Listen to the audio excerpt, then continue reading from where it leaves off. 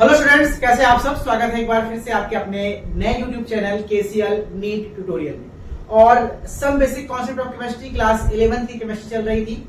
NEET की preparation हम लोग कर रहे हैं और उसमें आज हम लोग लेक्चर नंबर 5वां लेकर आए हैं, चैप्टर नंबर 1 का some basic concept of chemistry का। इसमें हम लोग केमिकल फार्मूला के बारे में बात करेंगे। केमिकल फार्मूला मतलब आप समझते हैं किसी भी मॉलिक्यूल्स का जो नाम बहुत बड़े बड़े होते हैं, उनके स्ट्रक्चर बहुत बड़े बड़े होते हैं, उन्हें हम एक सिंपल फार्मूला के फॉर्म में लिखते हैं। जैसे अमोनियम क्लोराइड को हम NH4Cl बोलते हैं, वाटर को हम H2O बोलते हैं, अमोनिया को हम NH3 बोलते हैं, सल्फ्यूरिक एसिड को हम H2SO4 के फॉर्म में लिखते हैं। ये उसके फॉर्मूला होते हैं। अब ये जो फॉर्मूला होता है ये भी उनके जितने भी एटम्स उसके अंदर उस मॉलिक्यूल में है उनको एग्रीगेटेड फॉर्म में लिखा जाता है। This is called formula. अब ये फॉर्मूला भी हम दो तरीके से लिख सकते हैं। एक होता है एम्पेरिकल फार्मूला और दूसरा होता है मॉलिक्यूलर फार्मूला। आज की क्लास को बहुत इंटरेस्टिंग बनाते हुए हम डिस्कस करेंगे कि दोनों फार्मूला में डिफरेंस क्या है। आप एम्पेरिकल से मॉलिक्यूलर कैसे निकाल सकते हैं, मॉलिक्यूलर से एम्पेरिकल कैसे निकाल सकते हैं, दोनों के बीच में रिलेशन क्या है, और फार्मूला के साथ साथ एम्पेरिकल वेट और मॉलिक्यूलर वेट में क्या रिलेशनशिप है, हम इसकी बात करेंगे। चलिए स्टार्ट करते हैं क्लास को बिना लेट किए हुए। दो तरह के फार्मूला होते हैं, मॉलिक्यूलर फार्मूला और एम्पेरिकल फार्मूला। डेफिनेशन क्या कहता है? डेफिनेशन कहता है a molecular formula indicates the actual number and type of atom in a molecule। किसी भी मॉलिक्यूल में, अब मैं एग्जांपल देखता हूं, एक छोटे से एग्जांपल से हम यहाँ पे डिस्कस करना स्टार्ट करते हैं। किसी भी मॉलिक्यूल के अंदर, जैसे मैं एग्जांपल तौर पे मैं आपसे एग्जांपल नोट लेता हूं, हम ग्लूकोज से स्टार्ट करते हैं। ग्लूकोज से स्टार्ट करते हैं तो ग्लूकोज के स्ट्रक्चर में आप देखेंगे, या फिर और छोटा स्ट्रक्चर हम ले लेते हैं, हम एसिटिक एसिड ले लेते हैं। एसिटिक एसिड, तो अब एसिटिक एसिड में देखा जाए तो 2 कार्बन होते हैं, 4 हाइड्रोजन होते हैं और 2 ऑक्सीजन। ये एसिटिक एसिड का स्ट्रक्चर है। उसके स्ट्रक्चर में कौन कौन से एटम्स पार्टिसिपेट कर रहे हैं? 2 कार्बन, 4 हाइड्रोजन और 2 ऑक्सीजन। अब अगर इनको हम एक कंबाइंड फॉर्म में लिखते हैं तो हम ये लिख सकते हैं कि C2H4O2, इसको हम लिख सकते हैं। वैसे इसको एक्चुअली लिखा जाता है CH3COOH। ये इसका एग्जैक्ट केमिकल फॉर्मूला है। This is the chemical formula. अब इस केमिकल फॉर्मूला को हम 2 फॉर्म में लिख सकते हैं। एक हो सकता है हमारा मॉलिक्यूलर फॉर्मूला और एक हो सकता है एम्पेरिकल फॉर्मूला। अब इस एसिटिक एसिड को, जिसमें 2 कार्बन और 4 हाइड्रोजन और 2 ऑक्सीजन है, अगर हम इसको C2H4O2 के फॉर्म में लिखते हैं तो this is called molecular formula. क्या डेफिनेशन कह रहा है कि molecular formula indicates the actual number and type of atom. किसी भी मॉलिक्यूल में कितने एक्चुअल नंबर ऑफ एटम्स और उसके नंबर्स अवेलेबल हैं, ये पूरा का पूरा बता रहा है C2H4O2। This is called molecular formula. अब एम्पेरिकल फार्मूला डेफिनेशन क्या कहता है कि indicates only the relative number of the atoms in each type of molecule. किसी भी मॉलिक्यूल में एटम्स का एक्चुअल नंबर नहीं, रिलेटिव नंबर्स। अब ध्यान से बस एक लाइन का डिफरेंस पकड़ लो भाई, कि किसी भी मॉलिक्यूल में एटम्स का एक्चुअल नंबर हम पकड़ के चलेंगे तो मॉलिक्यूलर फार्मूला, रिलेटिव नंबर पकड़ के चलेंगे तो एम्पेरिकल फार्मूला। अब what is the relative number? अब रिलेटिव नंबर को समझने के लिए थोड़ा सा बोर्ड और बड़ा लेके चलते आगे हम, ठीक है। अब रिलेटिव नंबर समझना है, डेफिनेशन देखिए, सेम डेफिनेशन यहाँ पे जो आपके सामने मैंने बताया था इस फॉर्म में है। अगर आपको समझना हो देख सकते हैं। What is the molecular formula? Represent the actual number of each individual atom, also known as molecular formula। और जिसमें होता है ये होल नंबर रेशियो को फॉर्म में करते हैं, उसे हम एक्चुअल नहीं होता, वो रिलेटिव फॉर्म में होता है, एम्पेरिकल। जैसे हमने भी एग्जांपल लिया था CH3COOH एसिटिक एसिड, इसको मॉलिक्यूलर फॉर्म में लिखेंगे तो हम लिखेंगे C2H4O2। This is called molecular formula because इसमें सारे नंबर ऑफ एटम्स की एक्चुअल नंबर लिखी गई है। तो 2 कार्बन है, 4 हाइड्रोजन है और 2 ऑक्सीजन। अब अगर इसी को हम क्या करें, इस फार्मूले को हम अगर इस फॉर्म में लिखें C1H2 और O1 और इनटू यहां पे 2 लगा दें। अगर हम ब्रैकेट के बाहर 2 लगा दें तो मल्टीप्लाई करें तो C2, 2 दूनी 4 H4 और 1 दूनी 2 O2। यदि सेम चीज को हम इस फॉर्म में भी लिख सकते हैं। ये जो फार्मूला निकल के आया है C1H2O1 या CH2O, ये एक तरह का देखा जाए तो ये रिलेटिव्स नंबर है। यानी इनका जो रेशियो है वो 1:2:1 का रेशियो है। और यहाँ पे जिससे हमने मल्टीप्लाई किया है इसको इंटीग्रल कहते हैं, इसको n कहते हैं। तो मॉलिक्यूलर फार्मूला और एम्पिरिकल फार्मूला में डिफरेंस बस इतना है कि एम्पिरिकल फार्मूला शॉर्ट फॉर्म में लिखा गया है और उसे अगर हम किसी भी n नंबर से मल्टीप्लाई करते हैं, अब ये n नंबर अलग हो सकता है। इस केस में ये n नंबर क्या था, इस केस में ये नंबर 2 है, कहीं 3 होगा, कहीं 4 होगा, कहीं 5 होगा, कहीं 6 होगा, लेकिन कभी भी वो पॉइंट में नहीं होगा, डेसिमल में नहीं होगा, फ्रैक्शन में नहीं होगा, हमेशा एक होल इंटीग्रल नंबर होगा। तो ये n से मल्टीप्लाई कर दिया तो हमारे पास क्या आ गया, मॉलिक्यूलर फार्मूला। क्लियर हो गया। अब इसको हम थोड़ा सा और आपको एक्सप्लेन करने की कोशिश करते हैं, अपने बोर्ड की तरफ चलते हैं। Molecular formula equal to empirical formula into n, है ना। आपने भी थोड़ी देर पहले देखा था, हमने कैसे निकाला था, हमने निकाला था एसिटिक एसिड का फार्मूला होता है C2H4O2 और यहाँ पे अगर इसी चीज को हम लिख दें CH2O और इनटू 2, अगर इस फॉर्म में लिख दे तो बात तो बराबर है भाई। 2 से गुणा करो तो C2, H2 से गुणा करो तो H4, O से गुणा करो तो O2। हाँ, बस यहाँ पे एक 2 वैल्यू आ गई जो कि n है, यानी this is molecular formula, this is empirical formula and this is n। ठीक है, क्लियर हो गया। बिना फार्मूला याद किए कॉन्सेप्ट क्लियर हो गया। Molecular formula empirical formula into n कर देंगे तो ये वैल्यू निकलेगी। अच्छा, वही काम वेट के साथ भी हो सकता है, सेम काम तो वेट के साथ भी हो सकता है। कैसे हो सकता है भाई, कार्बन का होता है 12, 12 गुना 24, हाइड्रोजन होता है 1, 1 गुणे 4, 4 और ऑक्सीजन होता है 32, 32 गुना 64। ठीक है, अब इसको मल्टीप्लाई करिए आएगा 98, जो अगर आप ऐड करेंगे 98 आएगा। अब यहाँ पे CH2O को कैलकुलेट कर लो, C का होता है 12, हाइड्रोजन का 2 हाइड्रोजन है और इसका 16, इसको जोड़े कितना आएगा, सॉरी 16 नहीं 32, ऑक्सीजन का होता है 32। ठीक है, तो इसको जोड़े कितना आएगा 32, 2 34, 34 12 आपका करीब आएगा। यहाँ पे 12 दूना 12 तो 14, 14 30 हो गया आपका 30 10 40 60 44, 44 तो 6। उसका हो रहा है क्या, कार्बन का 12 हो गया, ठीक है, हाइड्रोजन का 2 का 2 हो गया, 12 14 और इसका हो गया 16, तो 16 गुना 32, तो 32 2 34 और 34 10 44 तो 46। हाँ, लगभग ये हो रहा है। यहाँ पे फिर से जोड़ लेते हैं एक बार, 24 4 28 और यहाँ पे 32 गुना 64 था, तो 64 4 हो गया आपका 64 4 68, 68 4 हो गया आपका 68 4 72, इस बार ये 92 आ, सॉरी 92 ठीक है। अब ये 92 और 46, अब 92 इक्वल टू 46 इंटू 2। अब आप देखिए भाई साहब क्या हो गया, 2 सॉरी गलती हो गई थी।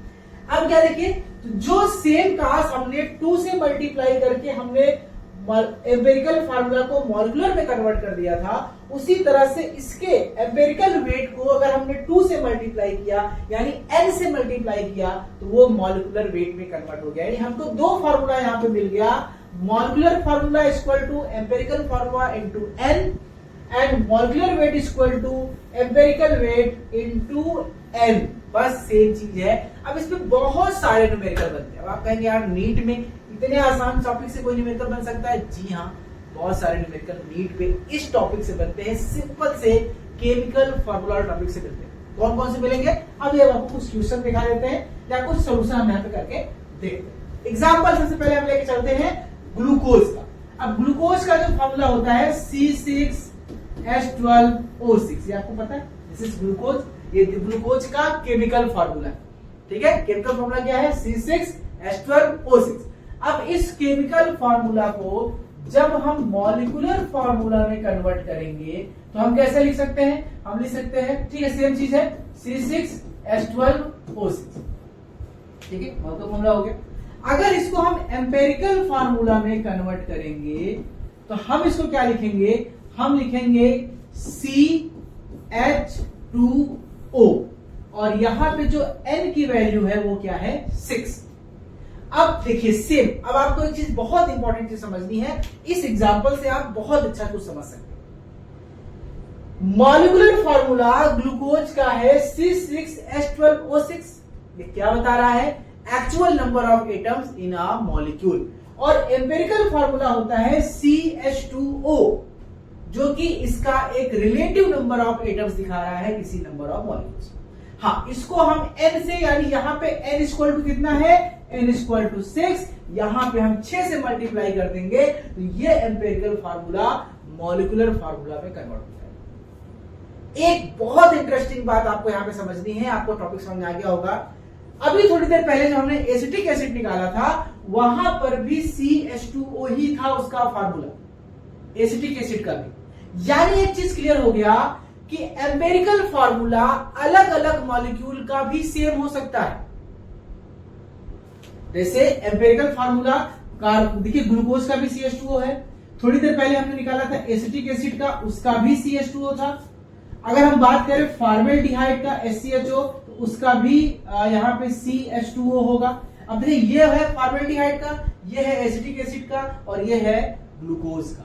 यानी बस सब के केस में n यहाँ पे n इक्वल टू यहाँ पे 2 है और यहाँ पे n इक्वल टू 1 है। यानी तीनों ही केस में एम्पिरिकल फार्मूला सेम है। यानी एक बहुत अच्छा पॉइंट यहाँ पे निकल कर आता है मेरे बच्चों कि एम्पिरिकल फार्मूला डिफरेंट मॉलिक्यूल्स के सेम हो सकते हैं, लेकिन कभी भी मॉलिक्यूलर फार्मूला डिफरेंट मॉलिक्यूल्स के सेम नहीं हो सकते, क्योंकि वो सारे अलग होते हैं, सबके नंबर ऑफ एटम्स से कुछ ना कुछ डिफरेंस होता है। ये पॉइंट आपको इस ग्लूकोज के एग्जांपल से समझ आ गया होगा कि what is the difference in the molecular formula and what is the difference in the empirical formula and what is the relationship between molecular formula and empirical formula and what is the relationship between molecular weight and empirical weight. अब कुछ NEET के आए हुए question हम discuss कर लेते हैं। हाँ, थोड़ा पुराने क्वेश्चन है, अभी रिसेंट क्वेश्चन नहीं है। देखते हैं कुछ क्वेश्चन सॉल्व करके हम देखते हैं कि कैसे हम इनसे आने वाले सवालों से जूझ सकते हैं, इनसे आने वाले सवालों को सॉल्व कर सकते हैं। चलिए समझने की कोशिश करते हैं। पहला क्वेश्चन है कि the empirical formula of boron hydride, boron hydride होता है BH3, बोरान हाइड्राइड का फार्मूला है BH3। Calculate the molecular formula when the measured mass of compound is 27.6। अब ये कह रहा है कि बोरान हाइड्राइड जो हमारे पास है दिस इज BH3, ये कह रहा है कि इसका मॉलिक्यूलर फार्मूला बताइए।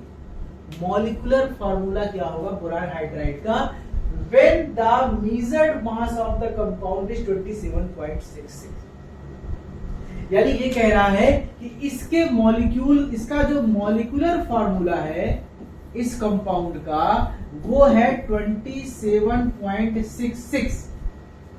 कहां गए भाई, मॉलिक्यूलर फार्मूला है 27.66।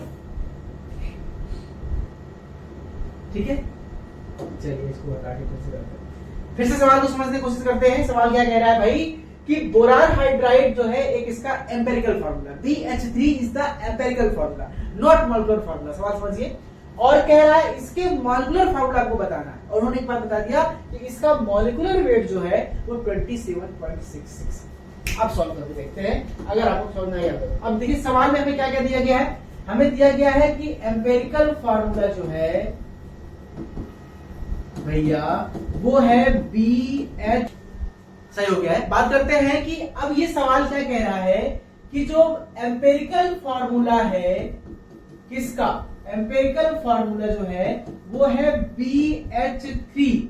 तो आपसे पूछ रहा है कि इस मॉलिक्यूल का मॉलिक्यूलर फार्मूला क्या होगा। उन्होंने दिया है कि इसका जो मॉलिक्यूलर वेट है वे है 27.66, ये दिया। ठीक है, थोड़ा सा साफ साफ लिख देते हैं, राइटिंग मेरी बहुत अच्छी नहीं है। दिस इज 27.66, ये है इसका मॉलिक्यूलर वेट। ठीक है, इसका मॉलिक्यूलर वेट। अब हमें पूछना है कि इसका मॉलिक्यूलर फार्मूला कैलकुलेट करिए। तो आपको एक चीज बहुत सिंपल सी बात पता है कि आपको पता है कि मॉलिक्यूलर वेट जो होता है वो इक्वल टू होता है एम्पिरिकल वेट इनटू n के। तो हमें मॉलिक्यूलर वेट पता है 27.66, दिस इज 27.66। एम्पिरिकल वेट हमको निकालना है, तो कैसे निकालेंगे, एम्पिरिकल फार्मूला से। भाई बोरान का एटॉमिक वेट होता है, नंबर होता है 5, वेट हो गया करीब 10, और हाइड्रोजन का होता है 3, तो 10 3 13, यानी लगभग 13, अप्रॉक्स 13 की बात कर रहे हैं। तो ये हो गया इसका एम्पिरिकल वेट, फार्मूला से निकाल सकते हैं। तो यहाँ पे हमने 13 रखा और गुणते रखा n। अब n की वैल्यू अगर निकालनी है तो n इक्वल टू हो जाएगा 27.66 डिवाइडेड बाई 13, लगभग ये जाएगा 13 दूना 26, 2 पॉइंट समथिंग जाएगा, हम अप्रॉक्स में इसको 2 लेकर चलते हैं। यानी इस कैलकुलेशन से हमें n की वैल्यू पता चल गई। किसकी वैल्यू मालूम चल गई? n की वैल्यू इस कैलकुलेशन से हमको मालूम चल गई। अब हमें एक बात ये भी पता है, फार्मूला हमारा क्या कहता है कि जो आपका भाई साहब मॉलिक्यूलर फार्मूला होता है वो एम्पेरिकल फार्मूला इनटू n के बराबर होता है। तो मॉलिक्यूलर फार्मूला निकालना है तो एम्पेरिकल फार्मूला तो BH3 इनटू 2, यानी कि अब हम यहाँ किसको क्या लिख सकते हैं? B2H6 लीजिए भाई, निकल गया मॉलिक्यूलर फार्मूला। कितना इजी था। इसी तरह के सवाल आपसे एग्जाम में आएंगे, एमसीक्यूज क्वेश्चन के फॉर्म में आएंगे नीट में, आपको जल्दी जल्दी सॉल्व करना होगा, प्रैक्टिस बनेगी तो बहुत अच्छे सॉल्व हो जाएगा। ठीक है, क्या करना है? मॉलिक्यूलर फार्मूला हमको निकालना बताना था और एम्पेरिकल फार्मूला दिया था। तो एम्पेरिकल फार्मूला को हमें अगर n की वैल्यू कैलकुलेट कर ली तो n से यहाँ पे इस फार्मूले में रखेंगे, ऑटोमेटिक यहाँ पे मल्टीप्लाई करके ये वैल्यू बनती है। मेरे ख्याल से सवाल समझ आ गया होगा। चलिए अगले सवाल की तरफ बढ़ते हैं। क्वेश्चन नंबर 2 की तरफ चलते हैं बच्चों। क्वेश्चन नंबर 2 को सॉल्व करने की कोशिश करते हैं। The empirical formula of A compound, एक कंपाउंड है जिसका नाम दिया है COCl2, यहाँ पर 2 लिखा हुआ है। COCl2 है, एक कंपाउंड है कोबाल्ट क्लोराइड, और उसका जो मॉलिक्यूलर वेट है वो 90। तो पूछ रहा है इस कंपाउंड का मॉलिक्यूलर फार्मूला क्या होगा। फिर से वही कहानी, हमें दिया है मॉलिक्यूलर वेट और पूछ रहा है मॉलिक्यूलर फार्मूला, और एम्पेरिकल फार्मूला हमको यहाँ पे दे दिया है COCl2। क्लियर? ठीक है, तो अभी COCl2 में ये C जो है वो कार्बन है, O जो है ऑक्सीजन है, कोबाल्ट क्लोराइड नहीं है, सॉरी, ये COCl2 कंपाउंड का दिया हुआ। चलिए कैसे सॉल्व करते हैं देखते हैं। तो सबसे पहले हम निकाल लेते हैं, फार्मूला को पता है, वेट वाली बात करते हैं। This is molecular weight equal to empirical weight और इनटू n। मॉलिक्यूलर वेट कितना दिया है? 90। अच्छा, COCl2 का अगर हमें निकालना हुआ एम्पेरिकल वेट तो कैसे निकालेंगे? Carbon plus oxygen plus chlorine का 2 मॉलिक्यूल। कार्बन का होता है कितना? 12, ऑक्सीजन का होता है 16 और क्लोरीन का होता है 35.5। तो 35.5 को 2 से मल्टीप्लाई करेंगे तो करीब कितना आ जाएगा? 71। अब 71 प्लस 12 प्लस 16 को जोड़ते हैं। 12 और 16 कितना हो गया? लगभग ये हो गया हमारा 16 और 12 हमारा हो गया लगभग 28, और 28 को हमने 71 से मल्टीप्लाई किया तो लगभग ये हमारा आ गया 28 और 28 और 70, 72, 98, 99 के अप्रॉक्स आ गया। अब यहाँ पे हम रखेंगे वैल्यू 99 इनटू z। अब देखिए जब भी यहाँ पे n की वैल्यू आएगी ना वो अप्रॉक्स में आएगी, तो n की वैल्यू हो जाएगी यहाँ पे 90/99, यानी 0 पॉइंट समथिंग 9 के आसपास आएगा। हम इसको 1 मान के चलते हैं। क्या मान के चलते हैं? 1। यानी इस फार्मूले से हमको मिल गया n = 1। जब हमें इस से n = 1 मिल गया तो अब हम अपने मेन फार्मूले की तरफ चलेंगे भैया। ठीक है, और मेन फार्मूला क्या कहता है कि molecular formula equal to empirical formula into n, और n की वैल्यू है 1, तो ये हमारा था COCl2 इंटू 1 करेंगे तो क्या हो जाएगा? COCl, यानी सेम फार्मूला। जो मॉलिक्यूलर फार्मूला है वही एम्पेरिकल फार्मूला है, क्योंकि n की वैल्यू यहाँ पे 1 है। That's it. Clear? Concept clear हो गया है, इसमें मेरे ख्याल से किसी को कोई डाउट नहीं होगा। एक सवाल और सॉल्व करने की कोशिश करते हैं, एक सवाल और समझने की कोशिश करते हैं, थोड़ा सा कॉन्सेप्ट और क्लियर करते हैं। क्वेश्चन नंबर 3 की तरफ चलते हैं। What is the molecular formula of A compound which has empirical formula CH2 and relative molecular mass is 70। Same कहानी भाई, मॉलिक्यूलर वेट दिया है। ठीक है, अब चलिए फिर फार्मूले को रखते हैं भैया। फिर से molecular weight equal to empirical weight into n। Molecular weight दिया है 70, एम्पेरिकल वेट किसका निकालना है? CH2 का। तो कार्बन का होता है 12, हाइड्रोजन का 2, 12 तो 14, अब 14, यहां भी कितना वैल्यू आ गया? 14 इंटू n। अब n की वैल्यू निकालोगे ये हो जाएगा 70/14, हो गया 5, यानी n बराबर हो गया 5। आ गया n बराबर 5। कितना आसान सवाल है ना, n बराबर 5। अब n बराबर 5 को हम रखेंगे दूसरे फार्मूले में। क्या कहता है दूसरा फॉर्मूला, याद होगा आपको, this is molecular formula equal to empirical formula into n की वैल्यू है 5, तो ये आपका एम्पेरिकल फॉर्मूला कितना है, CH2 गुणते 5, ये हो जाएगा C5H10। This is the molecular formula, that's it. कितना आसान है, इससे क्वेश्चंस बनते हैं। कभी कभी मॉलिक्यूलर फार्मूला देके एम्पेरिकल फार्मूला पूछ लेगा, वो भी सवाल आते हैं। जब मैं आपको इस चैप्टर खत्म होने के बाद जब पूरे एग्जाम की चैप्टर की प्रैक्टिस कराऊंगा, एमसीक्यू सॉल्व कराऊंगा नीट में आए क्वेश्चंस की, तब आपको प्रैक्टिस और अच्छे से हो जाएगी। उसकी प्रैक्टिस सेशन को जरूर ज्वाइन कीजिएगा, ठीक है। कुछ और क्वेश्चन है? नहीं, क्वेश्चंस खत्म हो गए हैं, दैट्स इट। ओवरऑल क्वेश्चंस हमारे यहाँ पे खत्म हो गए हैं। तो ये अब एक मेरे ख्याल से एक लेक्चर और रह गया, इसमें मोल कॉन्सेप्ट वगैरह के क्वेश्चन है, वो मैं एक लास्ट लेक्चर ले लूंगा और ये चैप्टर नंबर 1 हमारा खत्म हो जाएगा। आप लोग इसी तरह से प्यार देते रहिए, अपने दोस्तों, अपने जूनियर, अपने स्टूडेंट्स को सजेस्ट कीजिए जिनको भी केमिस्ट्री पढ़नी है, नीट की फ्री में तैयारी करनी है। मैं कोशिश करूंगा बहुत अच्छी पढ़ाने की, ठीक है। थैंक यू सो मच, मिलते हैं आपसे अगली क्लास में।